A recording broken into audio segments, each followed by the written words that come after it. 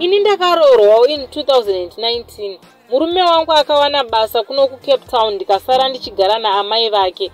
First days zvaiva nani but zvaiva pachena kuti ndaisadiwa. Ipapo ndakasiwa ndine nhumbu ine 2 months. Pandakasvika 3 months ndakabva ndaita miscarriage. Murume ndakamuudza akanzwisisa akazouya hake ndatopora papera 5 months but haana kudzokera neni. Papera dzimwe 2 months ndo pandakaona kuti ndabata imwe nhumbu. Ichisvika pa 3 months futi yakabva yabva. Mind you handina kumbobvira ndakabvisa mimba ene ndakatowanikwa ndiri mhandara.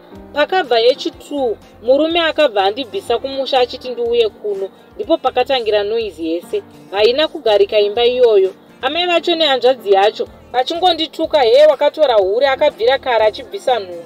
Chaindinetsa vaida kuti ndidzokere kunogara navo kumusha ndikaramba. Kusvika murume atora mukadzi wechi2 handina kuzombobvira ndakaita nhumbu futi. Hapana kumaprofita kwandisina kuenda, ndaiudzwa zvakawanda.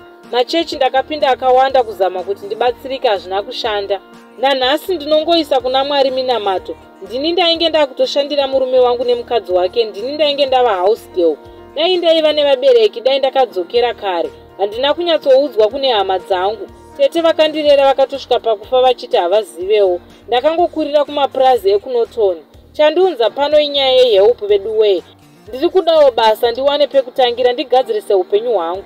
Ndaneta kurarama semusungwa. Chero anokwanisa kundibatsira ndinokumbirisawo. Depression yandikuvadza, chasara kudonha ndichifamba. Zvakawanda zviri kuitika, chero ane chaanokwanisa kundibatsira nacho. Ndibuda hangu mujeri mandiri umveduwe. Ndinogara kuMilnerton. Izvezvi ndiri kuCape Town. Ndichateverawo macomments enyu. Ndine 26 years.